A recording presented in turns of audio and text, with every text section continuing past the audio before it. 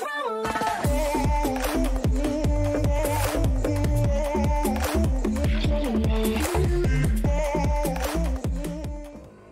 pertama Tokyo Revenger telah berakhir dengan kematian kembali Tachibana Hinata dan juga Sendo Atsushi atau Akun. Di masa depan ini juga diketahui bahwa Hanma Tsuji masih hidup dan merupakan salah satu dari dalang pembunuhan yang direncanakan. Dan sebenarnya Hanma juga merencanakan untuk membunuh Takemichi juga di mobil. Namun Takemichi tidak berada di mobil ketika Akun menabrakkan mobilnya. Dan pada episode ke-13 ini akan menjadi awal kembali dari Takemichi dan Naoto untuk memulai rencana mereka menyelamatkan Hina. Seperti apakah cerita anime Tokyo Revenger episode ke-13 nanti? Di video kali ini kita akan membahas cerita episode ke-13. So, langsung saja kita mulai ke pembahasan. Let's check it out. Awal cerita pada episode ke-13 akan menceritakan pemakaman dari Hina. Ditampilkan ayah dan ibu Hina menangis di depan proses pemakaman. Dan juga Naoto yang tidak menyangka bahwa kejadian mengerikan ini akan terulang. Selain Takemichi yang tentu saja kesal dengan keadaan ini, Naoto mungkin adalah orang yang lebih marah terhadap kematian Hina. Ketika Takemichi masih berada di rumah Hina, ibu Hina mendatangi Takemichi dan memberikan kalung yang adalah pemberian Takemichi di episode ke-11 sebelum kembali ke masa depan. Dan di episode ke-12 sebelum kematiannya, Hina juga masih memakai kalung tersebut. Menurut ibu Hina, Hina sangatlah mencintai Takemichi. Lalu walaupun keadaan masih berduka, Naoto dengan sigapnya sudah mencari tahu mengenai beberapa hal yang dibutuhkan untuk Takemichi ke masa lalu. Yang pertama adalah mengenai Akun di timeline sekarang, di mana Akun sekarang sebenarnya sudah menikah, tidak seperti sebelumnya, dan bahkan Akun sudah memiliki anak, dan dikatakan keluarga Akun dalam keadaan hilang. Dari sini tentu bisa diketahui bahwa istri dan anak dari Akun diculik dan dijadikan sandera oleh Kisaki Teta, sehingga Akun harus melakukan misi pembunuhan dan bunuh diri. Namun walaupun sudah mencari tahu mengenai Akun, Naoto terlihat sudah seperti menyerah karena tidak bisa mengubah apapun. Tetapi Takemichi tahu bahwa ada yang berubah pada timeline kali ini. Takemichi akan benar-benar menghancurkan Toman untuk bisa menyelamatkan Hina. Dan Takemichi bertekad untuk menjadi pemimpin Toman ketika kembali ke masa lalu. Sebenarnya Naoto merasa tidak ada harapan lagi. Namun ketika Takemichi mengatakan akan melakukan apapun untuk menyelamatkan Hina, Naoto menjadi lebih bersemangat kembali. Kali ini Naoto berhasil melacak di mana keberadaan Draken yang berhasil diselamatkan di masa lalu. Draken masih hidup di masa depan. Tanggal 20 Oktober 2017, Naoto dan Takemichi pergi menemui Draken. Draken di masa depan bukan lagi bagian dari Toman, dan Draken berada di penjara dengan nomor tahanan 248. Draken di penjara dan akan dihukum mati. Draken terlihat memakai pakaian jas dan bersepatu, namun tangannya diborgol layaknya para tahanan lain.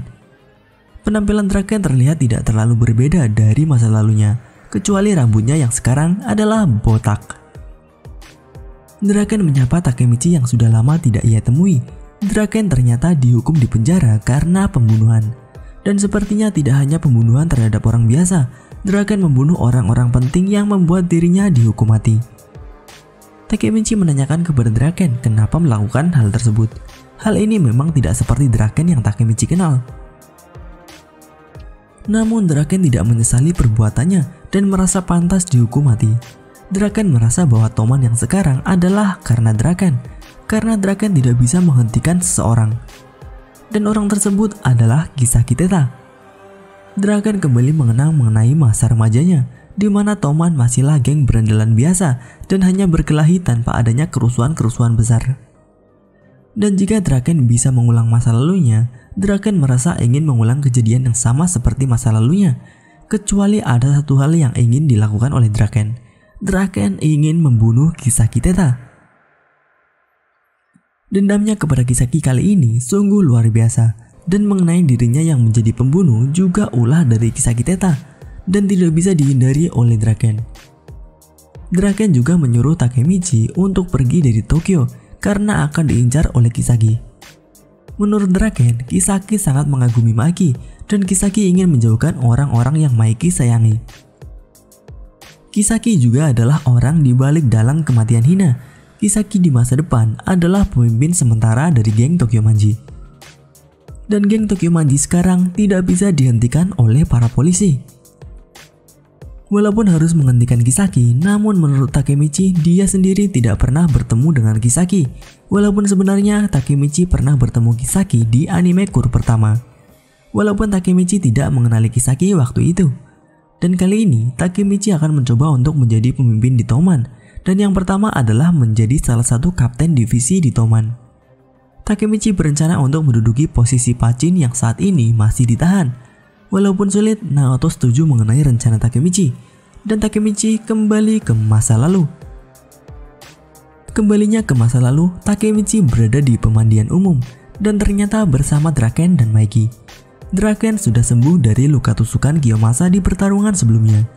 Namun ketika dipukul oleh Maiki, Draken ternyata masih kesakitan. Takemichi senang dengan keadaan sekarang karena bisa bermain bersama para anggota Toman.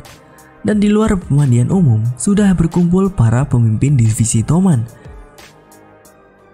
Dari divisi kedua, Takashi Mitsuya, divisi keempat, Naoya Kawata, dan divisi kelima, Yasuhiro Muto. Walaupun di komik tidak ditampilkan para wakil kapten, ada kemungkinan di animenya ditampilkan para wakil kaptennya. Karena pada pertarungan Mobius juga sudah ditampilkan. Dan untuk kapten divisi 3 tentu saja masih berada di tahanan. Lalu kemana perginya kapten divisi pertama Baji Keisuke? Dan apa yang dilakukan Tokyo Manji dengan berkumpulnya para kapten divisi ini? Inilah akhir dari episode pertama Kur kedua, atau bisa dibilang episode ke-13.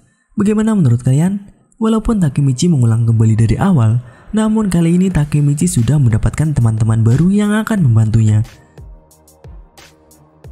Bagaimana menurut kalian mengenai cerita kali ini? Tuliskan pendapat kalian mengenai cerita Tokyo Revenger yang akan masuk dalam episode ke-13 ini di kolom komentar. Itu saja pembahasan kali ini. Jika kalian ingin pembahasan mengenai Tokyo Revenger selanjutnya, tuliskan pembahasan seperti apa yang kalian inginkan di kolom komentar. Dan mungkin akan kita bahas di video selanjutnya. Klik like jika kalian menyukai pembahasan kali ini, dan klik dislike jika tidak menyukainya.